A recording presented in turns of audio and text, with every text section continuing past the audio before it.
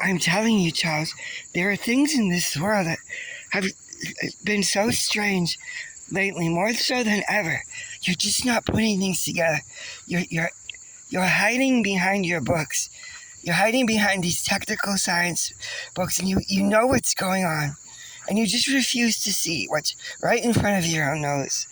What's right in front of everybody. I don't believe it. I don't believe there's any hauntings. How do you explain the noises, the creaks, and the doors at night? This house is old. I explain things rationally to give you the most rational answer. Or there could be something. There could be something living in the wind. You see, that's not a rational answer. And there's a wind. All pressures in this earth work a certain way. Combine and come together. There's no chance of a ghost being a real thing. Ooh, what do you call that? Ooh. Oh, come here, Poochie's sick. Ooh. Oh, I feel so foolish. Gosh, you feel foolish. Ooh, a wolf. Oh, well, I feel foolish. I don't know what to say, but I know it's real. You have your opinions is what is very real, and they're well understandable, if not well-founded. You think so, really? It's just a case. Yes, it's just a case of psychology, mental phenomena. Some people imagine things. You're not imagining things. You're misinterpreting them. But I'll tell you, there was a time I believed, too, in the occult and supernatural. I mean, I'm 69, but when I was younger, 40 years ago, I lived not too far north of Staffordshire over the hills. It was very rural and peaceful, and there was a castle-y looking building. It was an estate, and I had stayed there for 8 summers repeatedly, and I began to understand things in a different way, that the hostess didn't seem right. What was wrong with the hostess? She became different from over the last several years. She began speaking so intelligently, and people are intelligent. Oftentimes, they're very wealthy. They're very well educated. They have more time to learn things. Well, I don't mean that she was an erudite person.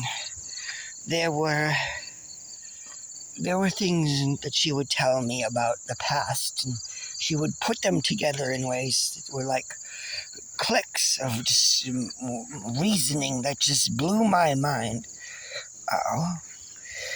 Past people, and and every story had like a twist where someone returned, someone who was believed to be dead or lost or far from there, was suddenly like paired up in a kind of accomplice of a necessary power. It was just her. It was almost like she was shuffling a deck of cards at all times, and that sounds terrifying.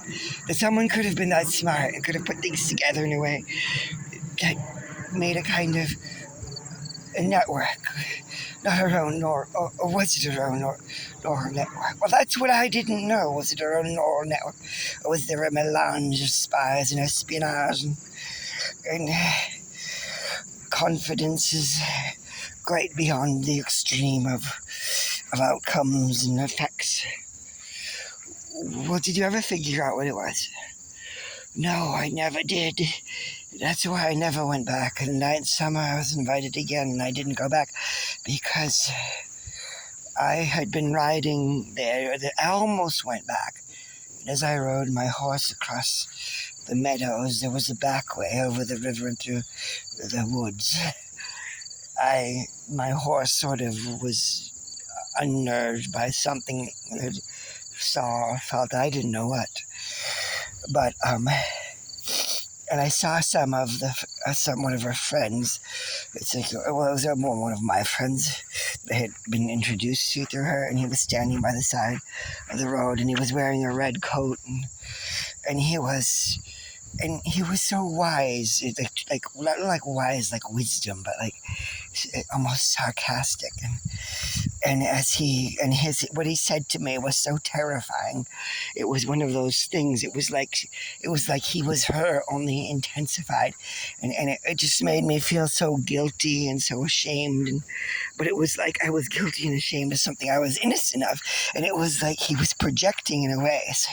And this figure in red, just he had this brown shock of hair. And I just kicked the horse and didn't return, but it was a borrowed horse, so and I had to go back. I didn't go right to my home, and I was afraid to. I was afraid someone would find me, and it was like there was what I was learning that day was there was a kind of event, a celebration going on all around me, all the townsfolk of the different villages, because the Cotswolds in the spring can be enlivening. They were singing, and they weren't making merry as much as they were discussing. There was a change. It was like a governing, like they had become civilized, so to speak. But they had become civilized at this lurching cost of more than half of the power of things. It was just this revelry of, but it wasn't that kind of a thing. It was a madness. It was a projection of power and force, and it was they were like standing up to that everyone was some perfect thing or pure, and I knew that it was just related to what I had been understanding of the networks of and the deceit, these handlings of things that had been going on, that they had worked, they had gotten, that it was like they were creating a different kind of society, and it wasn't musical, but it was rhythmic, and it was like they were booming together, and the horse was out. I don't even know if the horse was being filled with it. An indwelt horse. Yes. Then that's like, I no, I mean, that's what I'm telling you. I used to believe those things. I later came to realize I didn't know what it was, but it had an explanation. I see. So I understand you. Thank you. I'm glad. Thank you for that. Don't have to thank me, I simply do. I'm a learned man. Okay. Well, anyways, I have to go up to my bed and get my bed cap on. All right. Good night. Good night.